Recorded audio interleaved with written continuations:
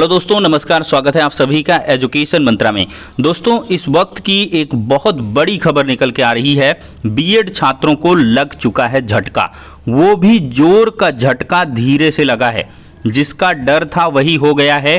3 lakh BEd छात्रों के result पर संकट के बादल मंडरा रहे हैं। सोशल मीडिया प्लेटफॉर्म पर आप बीएड छात्रों के यूपीटीटी रिजल्ट निरस्त की खबरें सुन रहे होंगे और साथ ही साथ हाईकोर्ट के आदेश के बारे में भी सुने होंगे।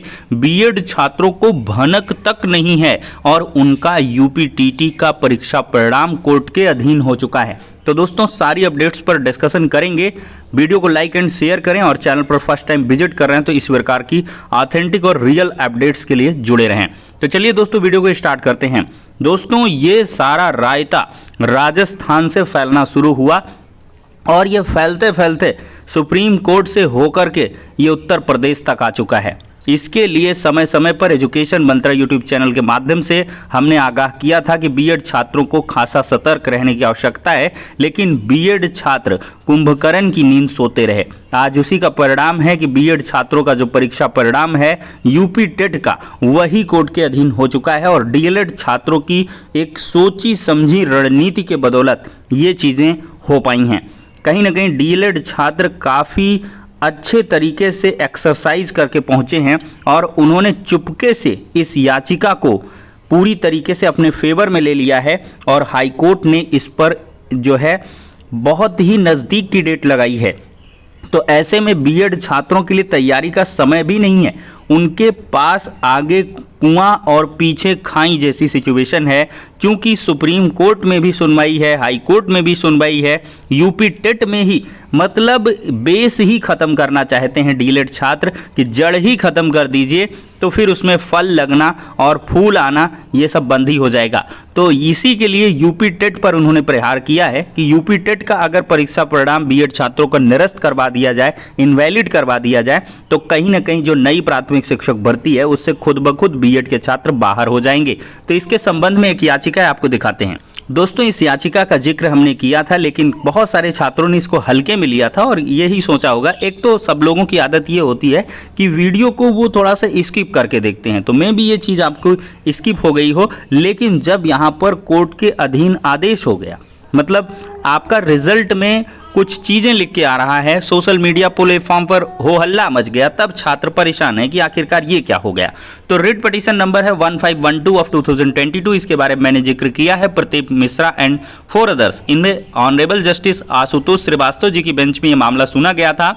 10 दिन से अधिक का समय नहीं दिया गया है, सिर्फ 10 ही दिन का समय दिया गया है राज्य सरकार को इस मामले में अपना काउंटर एफिडेविट फाइल करने के लिए। तानिया पांडे हैं, काउंसिल ऑफ पेटिशनर है, उनकी तरफ से यह कहा गया कि गवर्नमेंट रिजल्ट को निकालने जा रही है। यूपी टेट के रिजल्ट के पहले इस मामले की सुनवाई हुई थी 4/4/2022 को, लेकिन यहां पर राज्य सरकार ने खुद ही कोर्ट जो है एडमिट कर लिया था कि इस याचिका के अधीन हम कोर्ट का जो आदेश है उसका अनुपालन करेंगे और इस याचिका के अधीन ही हम रिजल्ट को डिक्लेयर करेंगे। उन्होंने कहा कि हम रिजल्ट कुछ एक छात्रों के लिए पूरे छात्रों को प्रभावित नहीं कर सकते हैं।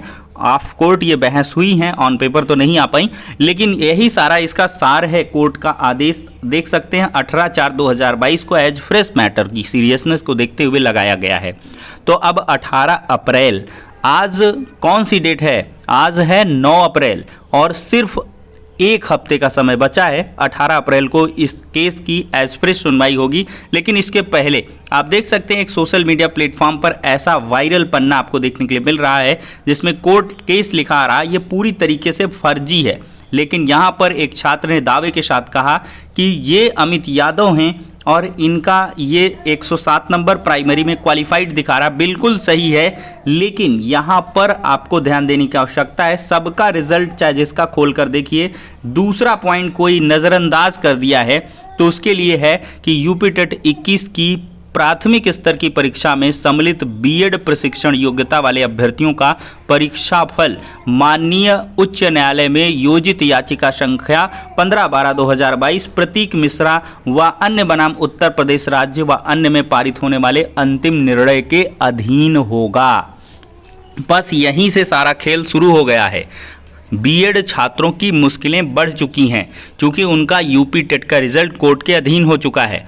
हो ना हो, अगर बीएड छात्रों के लिए राजस्थान हाईकोर्ट के आदेश पर चूंकि छात्र लड़ रहे हैं, और ये राजस्थान जो हाईकोर्ट का आदेश है, हमने कहा है कि एनसीटी की गाइडलाइंस को निरस्त किया जाना ये प्रतिकूल प्रभाव डालता है पूरे उत्तर प्रदेश ही नहीं पूरे देश के बीएड छात्रों के खिलाफ।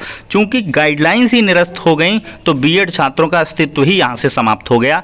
एमएचआरडी गई है, एनसीटी गई है कोर्ट में, सुप्रीम कोर्ट में, सभी पक्षकार बने हैं, वहां पर अभी मामले की सुनवाई होगी। लेकिन जहां तक मुझे लगता है कि 18 अप्रैल को यहां पर जो अगली मामले की सुनवाई है उसमें बीएड और डीएलएड के छात्र अगर कायदे से इसमें पक्ष रखते हैं, बीएड के छात्रों द्वारा कहा जाता है कि माननीय सुप्रीम कोर्ट में इस मामले पर ऑलरेडी सुनवाई हो रही है, तो अवश्य इसकी डेट को शिफ्ट किया जा सकता है। अदरवाइज राजस्थान हाईकोर्ट के आदेश के अनुपालन में, चूंकि राजस्थान हाईकोर्ट का आदेश है वो कहीं ना कहीं अन्य जो देश के राज्य सरकारों के हाईकोर्ट हैं उनके लिए एक नजीर टाइप का बनता है। तो अगर इन आशुतोष जी ने वही ऑर्डर को कंप्लाइंस करा दिया यहां से, तो बहुत ज्यादा मुश्किलें और क्रिएट हो जाएंगी। बीएड छात्र यहां से प्राथमिक स्तर से बाहर हो जाएंगे। कुल मिला से देखा जाए तो ये केस काफी इंपॉर्टेंट हो चुका है सभी बीएड छात्र और डीएलएड छात्रों के लिए।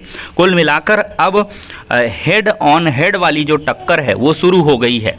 अब कुल मिलाकर डीएलएड को और बीएड को दोनों को काफ़ी ज़्यादा सतर्क रहने की आवश्यकता है, क्योंकि भाई ये एक पब्लिक मंच है। हमारे बीएड के छात्र हमारे लिए एक हैं, डीएलएड के छात्र एक हैं, ये आपसी मतभेद है, मनभेद है। हालांकि बेहतर होता कि दोनों छात्र एक साथ सम्मिलित होकर नई प्राथमिक शिक्षक भर्ती की मांग करते, लेकिन ये स्वार्थों की लड़ाई है। स्वार्थ सिद्ध जिसका जहां से होगा वो वहां से अपनी चीज़ों को आगे ले जाएगा। तो इसी बेस पर देखा जाए तो एनआईओएस डीएलएड के छात्रों को भी झटका लगा है। इनके तो मतलब आदेश को मतलब इसमें स्पेशल अपील पड़ी हुई है, विशेष अपील में पारित जो अंतिम निर्णय होगा उसके अनुसार घोषित किया जाएगा रिजल्ट। अभी एनआईओएस से डीएलएड छात्रों का रिजल्ट ही अनाउंस नहीं हुआ है, तो ये एनआईओएस से डीएलएड छात्रों के लिए भी बुरी खबर है। तो एनआईओएस से डीएलएड छात्र और बीएड छात्र इन दोनों के लिए मुश्किलें शुरू हो चुकी हैं। यूपी टेट के परीक्षा परिणाम में ही बहुत सारी जो मुश्किलें हैं वो आ चुकी हैं। अगर इन मुश्किलों का समय रहते समाधान नहीं बीएड और डीएलएड और एनआईओएस से डीएलएड और बीएड छात्र नहीं निकाल पाते हैं, तो अवश्य ही जो नई प्राथमिक शिक्षक भर्ती आगामी होगी उत्तर प्रदेश में वो काफ़ी ज़्यादा मुश्किलें पैदा करेंगी इन सभी छात्रों के लिए। और साथ ही साथ हम अगर बताएं तो राज्य सरकार पूरी तरीके से तटस्थ रहना चाहेगी। वो यही चाहेगी कि जो कोर्ट का आदेश होगा उसके अनुसार हम कार्य करेंगे। और भले ही यहाँ पर देखिए बचते बचाते अब 69,000 का नज़ीर ना पेश करिएगा कि 69,000 में तो बीएड छात्रों को शामिल कर लिया, कुछ भी हो गया। तो देखिए वो बचते बचाते बीएड छात्रों के लिए बहुत बड़ा मुश्किल जो था वो टल गया। कुल मिलाकर हाईकोर्ट से सिंगल बेंच, डिवीजन बेंच उनकी सोची समझी रणनीति के बदौलत ऐसा हो पाया था। 69,000 में भी फाइनल ऑर्डर नहीं आया मेरे दोस्त, फाइनल ऑर्डर नहीं हुआ है। कुल मिलाकर subject to the final order सबकी अपॉइंटमेंट हैं। 69,000 में भी फाइनल ऑर्डर के लिए अभी कुछ भी नहीं बोला गया। अपरोक्ष रूप से सुप्रीम कोर्ट ने बीएड छात्रों का समर्थन कर दिया था कि एनसीटी ने कहा है और उनकी गाइडलाइंस हैं 2 साल के अंदर ये ब्रिज कोर्स कर लेंगे, तो इसमें क्या कुछ दिक्कत नहीं होनी चाहिए, ऐसा मतलब स्टेटमेंट आया सुप्रीम कोर्ट का। तो अब कुल मिला के पूरे पन्ने फिर से खुलने शुरू हुए हैं और अब देखते हैं क्या कुछ होता है। तो फिलहाल के लिए दोस्तों सारा जो स्पष्ट विश्लेषण है इस वीडियो के माध्यम से आपको मिल गया होगा। अंत तक वीडियो को देखने के लिए बहुत बहुत आपका आभार। नेक्स्ट वीडियो मिलते हैं, तब तक के लिए शुक्रिया।